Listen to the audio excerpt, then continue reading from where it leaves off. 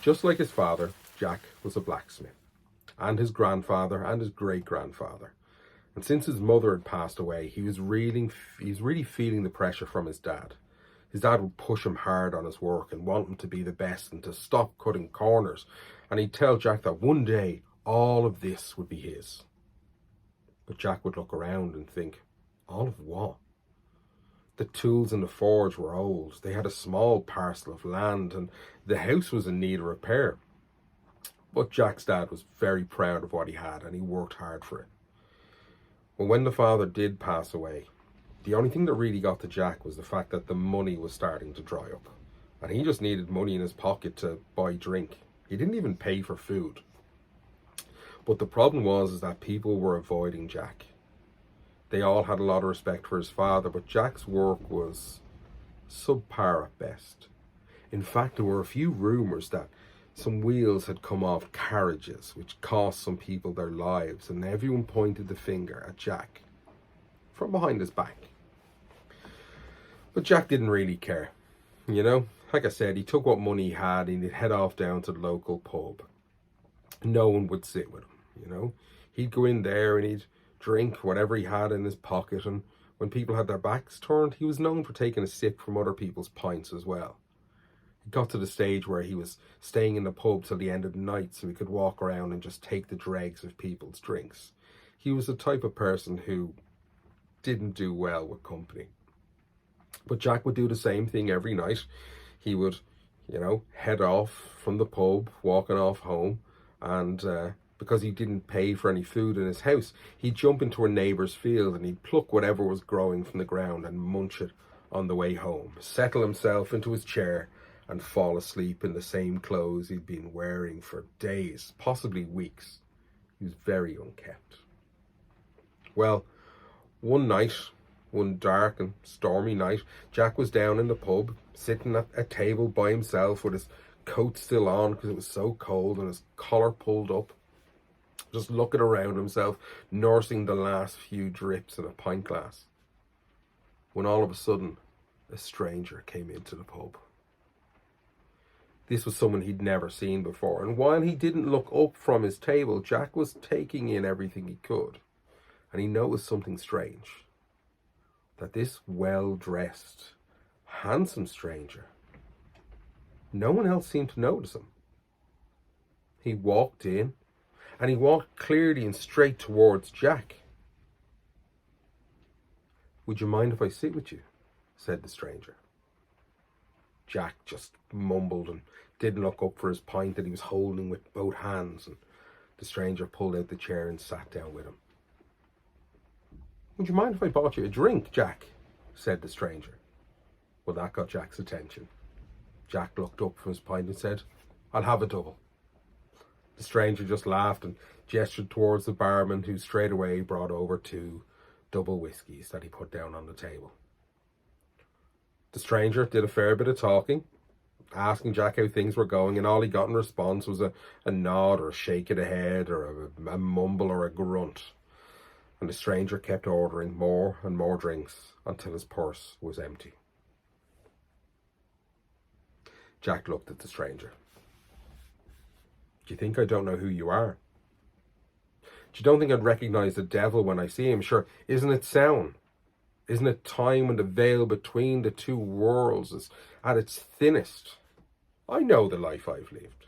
I've heard the stories people tell about me, and do you know what? Maybe they're true, and you're here for my soul. Well, I'm not afraid, and I'm more than happy to go with you because I have nothing else. But would you do me a favour?" This got the devil's attention. He says, "I've had a great night now, but knowing this will be my last drink," he says, "I want something special," he says. "I'll have a glass of poaching." The devil said, "Well, my purse is empty. I can't buy you another drink. And in fairness now," he says, "I've been paying for drinks all night." Jack was like, "Oh, come on," he says. "You're the devil. Surely you can turn yourself into a little silver coin there on the table, and I can use that to buy myself a drink." The devil just laughed. Jack knew him well.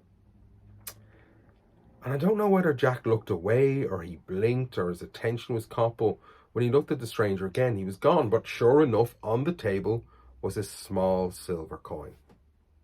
Well, Jack spit on his thumb and he pinned the coin to the table and he leaned in and he says, you think I'm going to go with you? Do you think I want to go to hell? Not a chance, says he. He says, you're stuck here on this table under my thumb and I will pass away before I get up from this seat. And my soul will be gone before you can do anything about it. But he says, if you give me one more year, he says, I'll let you go. Well, the coin shook and it shook and it heated up under Jack's finger. And then it stopped. And Jack knew that the devil had agreed. So Jack took the coin tightly in his fist, stood up, he walked outside, and as soon as he got outside into the dark, cold night, he threw the coin up the road away from his home. And he turned on his heels and he ran back towards his home. He could hear the laughing in the distance, far off in the distance, and knowing that the devil saw the humour in it, Jack slowed his run to a nice slow walk. And as he passed his neighbour's field, he hopped the wall, pulled a turnip from the ground, and he munched it on the way home, cutting off slices with the little knife that he had in his pocket, a knife that his father had made for him. Jack arrived home, chuffed with himself. Sitting back into his chair with his turnip in his hand, he fell asleep. And he didn't change his ways. I mean, knowing he had a year and that he could have done something, no, that wasn't Jack's style.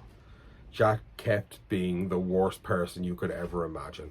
Still stealing drinks, stealing food from his neighbour's land, and just wasting his life.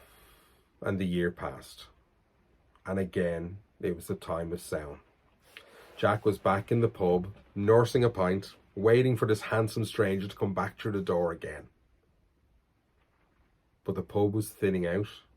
People were going home. It was getting late, and there was no stranger to be seen. Jack was kind of disappointed, thinking, oh, maybe my soul's not worth that much after all. Maybe I offended the devil. So he pulled up his coat and he pushed out his chair and he set off out the door into the dark, cold night. As he walked along the lonely road, he saw someone up ahead. A dark shadow leaning against the wall. Ah, Jack, my old friend. I bet you thought I'd forgotten about you. No, I just wasn't feeling particularly social tonight, and you cost me so much last time. He says, no, I knew you'd be coming home eventually. Well, Jack was like, fair enough, he says. You know me too well. Come on, let's go for a walk first, he says. We'll chat and then my soul is yours. And the two men walked side by side like old school friends.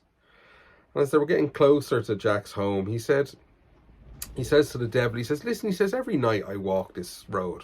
He says, and I hop that field across there, hop the wall into the field, and I'll pluck something from the ground and I'll eat that on the way home. But he says, tonight, he says, I fancy something different, he says. You see, on that side of the road, there's an apple tree, and on it grow the most delicious red apples. But I'm old and I'm broken and I'm frail. I'm not in good health. He says, I'm not able to climb the tree. You wouldn't do us a favour, would you? Like a last meal. You wouldn't climb the tree for me there and pluck an apple for me. The devil thought Jack was hilarious, but he agreed. The devil hopped the wall and helped Jack over the wall as well. They walked across the field to this apple tree, and sure enough, on the highest bough there grew a beautiful, shiny red apple. Even in the darkness, you could see the rich colour. And as the devil climbed the tree, Jack watched and directed him up through the branches, but the devil didn't need any help. But when the devil was high enough, Jack reached into his pocket quietly. He pulled out his father's pocket knife, and he laughed as he carved a cross into the trunk of the tree. You're trapped, says Jack. The devil was seething.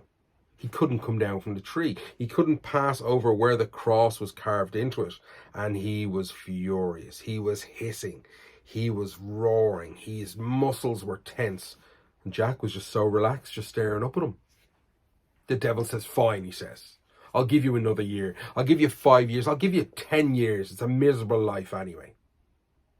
Jack was like, no, I don't want another year or 5 years. I want you to promise me that there will never be a place for me in hell. If you can promise me that, and I know you're a man of your word, I'll cross out the crucifix. You can climb down from the tree and we can part as friends. The devil agreed. Jack dragged the blade through the cross and the devil jumped straight down, nose to nose with Jack. The devil just smiled, handed Jack the apple, turned on his heels and walked away. Jack was delighted with himself. He ate the apple as he walked home, sat down into his chair. He was delighted with himself, and still Jack didn't mend his ways. Every night he'd go to the pub, steal drinks, offend and upset people just by his existence, and then on the way home, pluck a turnip from the ground. But you see, the thing was, Jack didn't have another year. Jack didn't have 5 years or 10 years. No, Jack passed away that winter. Sitting in his chair with a blanket on his lap and a turnip in his hand, he passed away alone. And as his soul left his body, it drifted up through the sky, through the clouds, up into the heavens. And when he arrived at the gates, St. Peter just lowered his head and turned around, showing his back to Jack. Suddenly Jack felt the ground beneath him open as he plummeted, feeling all the weight of his body and all the sins and the bad things that he'd done dragged him down and down through the clouds, through the sky, through the earth itself, until he hit the harsh, sharp, rocky floor of hell. Jack, my old friend, I suspected I might see you again. Jack got up and brushed himself off and said, he says, yeah. He says, you got me, he says. Right, come on, in we go. Devil said, no. Jack, I made you a promise. You made me promise you that I would never have a place for you in hell. And hearing these words, Jack was terrified. He's like, well, where am I meant to go? Where am I meant to go? What am I meant to do? Devil was like, Jack, I'm afraid you're going to be left wandering in darkness, in night, cold, dark, just nothing, he says. You're going to wander the land. And the idea of this broke Jack. He sobbed and he cried. The cockiness was gone, the arrogance was gone, and he was shaking on the spot. The devil looked at him through different eyes and he took pity on Jack. He kicked up a burning ember from the floors of hell, and Jack caught it in his hand, but as it burnt his skin, he reached into his pocket and pulled out the half-eaten turnip and pushed the ember inside it.